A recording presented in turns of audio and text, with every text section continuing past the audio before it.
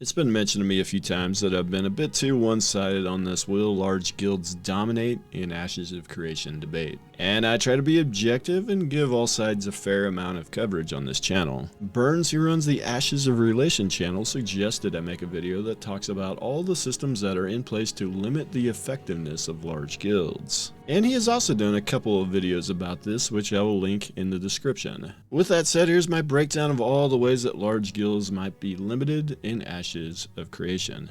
The biggest way, in my opinion, is the affiliation tree and the many different interests that pull players away from their guild or can naturally pit members against each other. The biggest of which is your node affiliation is higher on the affiliation tree than your guild affiliation, which means that if your node goes to war with another node and your guild has members in both nodes, the potential for intra-guild drama can be quite high. I do see one limitation on this, and that any node in a vassal chain cannot attack another vassal node or the parent node, and I could see guilds mostly being within the same vassal chain. But I also think there will be a huge draw to be a citizen of the larger nodes, especially the parent nodes. And if a guild decides to pick and choose who they give gold to early on to get them into the optimal node citizenship spots, that could be a source of potential drama as well. In that case, I could see some guild members choosing to go further away to get into an entirely different vassal chain to get a better citizenship slot, and eventually those nodes could easily see each other at war with each other. Another limiting factor for large guilds is the large size of the world. The world map is absolutely massive, so I think even some of the larger guilds might only be able to control one part of the map, especially early on before the better fast travel systems come online, before the fastest mounts are bred with animal husbandry, and before the fastest naval ships are crafted. This gives the smaller guilds time to establish themselves on other parts of the map. There is very little instant teleportation in Ashes, and a few systems that do have it do not come online until later in the game and are limited to small areas of the world, which in theory severely limits the area of control that a guild can have. With this massive world size, I don't see most of these larger guilds being able to control every single resource spawn, dungeon, or world boss spawn. They might be able to lock down one part of the map to some extent, but the whole map is going to be difficult unless they have 5,000 or more people. Considering at the launch, each server is said to have 15k registered accounts. Even the largest Ashes guilds currently are under 1,000 members for Alpha 2 at least, but of course we know that's going to probably go up over time. EVE Online, with its single server for each region, has some of the largest guilds out there, with 2 guilds over 10k members. But even with that game, there are only 8 guilds with over 5,000 members, and you know most of them are probably not even active. So I don't see there being very many guilds able to roster over 5,000 members at the launch of Ashes of Creation, if there is any at all. A further limitation of large guilds is the guild skill tree. Guilds progress, and the guild leader can allocate skill points that can bolster their members' combat ability. More skill points are available to smaller guilds than are for larger guilds. The cap on the size of a guild that gives the maximum skill points at one point was said to be 30 to 50 members, and the cap on the maximum size of a guild that chooses to forego the extra skill points is 300. So the massive 1,000 member guilds will need to break up into smaller guilds of 300 or less, and they will need to form an alliance, which can create a lot of tension amongst their members, because in a lot of cases there is a tier system to these guilds, with one being the favored list of members by the guild leader or officers. This creates a lot of drama. If these large 1,000 member guilds want to maximize the skill points by breaking further into smaller guilds, they would need 20 different guilds and 4 different alliances if the cap is 50 people to accomplish this. This would become a management nightmare, and in many cases will result in players forming their own cliques and moving away from the main guild. So the guild system and player caps can help to offset the effectiveness of large guilds. Now we'll have to see the numbers behind how strong these guild perks are. And that is basically the end of what Steven has said in the past in terms of what he's doing to limit large guild effectiveness. But I do think there is many more potential ways the small guilds can fight back against against these large guilds. One is the Caravan System. If a large guild wants to devote 20 players to defend each caravan, then I honestly think they're probably doing it wrong. That's a huge waste of manpower that could be doing other things. If they escort caravans with a smaller group, say 3 to 5, that gives smaller groups plenty of opportunities to attack their caravans and in essence steal their hard work and reap the rewards. Now, I know what you're saying, the large guilds will then want to attack the smaller guilds' caravans as well. But let's be honest, they probably have already done so because they cover a big part of the map and they're probably going to attack things because they get bored. Caravan warfare and who comes out on top is going to depend on which side is more prepared, which side scouts better, which side has better intel or spies. It is much easier to organize a smaller group than a larger group, in my experience, and with multiple caravans running all over the world, the smaller guild can find weaknesses in the caravan defense and could take advantage. Another weapon small guilds could use is ecological warfare. We know with gathering there is a land management system, and overharvesting of a resource can drastically reduce its spawn rate. Going into areas that are inhabited by a guild you dislike and purposely damaging the ecology is a potential way to inflict pain upon them. However, obviously the larger guild with the larger numbers, if they can organize themselves, which is always a big if, they could do this even more so in return. Another tactic the smaller guilds can use is to simply be much more organized. It is easier to organize a smaller group of people. Using this organization, they could perform in sieges better through the use of better tactics. I recently did a lengthy video on siege tactics, and I think smaller guilds might be able to execute these tactics much better. In addition to better organization, better intelligence on the enemy I think is more possible by the smaller guilds. Larger guilds are more likely to have leaks that get out to other guilds, and spies are going to be a thing as they are in other MMOs of this nature. It is easier to sneak a spy into a massive guild than it is a smaller guild. Again, this is my opinion. I would like to include guild wars as well, but this is a system we know very little about. So anybody that might be interviewing Steven in the future, ask him to elaborate more on the guild war system. What we do know is they are more than just kill based and also include objective based systems, and the objectives occur at server prime time. Without further information, it's really hard to say if this system benefits large guilds or small guilds more, but with objective based PvP there is always a chance that superior tactics can win out despite a number disadvantage. Another way a smaller guild could go after bigger guilds is to siege the vassal nodes attached to the guild's main node. So maybe a larger rival guild is a patron of a metropolis node which has several smaller vassal nodes. Attacking a village stage node is much easier of a proposition in terms of cost, and even if not fully successful, there is the chance to damage node buildings and weaken that vassal node. Weaken or destroy enough smaller vassal nodes and then attacking the parent nodes after that might be an easier task, as the larger nodes will then potentially be weakened by the vassal nodes being destroyed or weakened. Throughout all of these different systems that I have mentioned already, the smaller guilds will probably want to work together as much as they can, so diplomacy is a big part of all of this. Getting enough small guilds together and working as a cohesive unit might be the biggest way to fight back, and there is always the chance that the large guild could actually be benevolent, and then there might not be a reason to even fight them.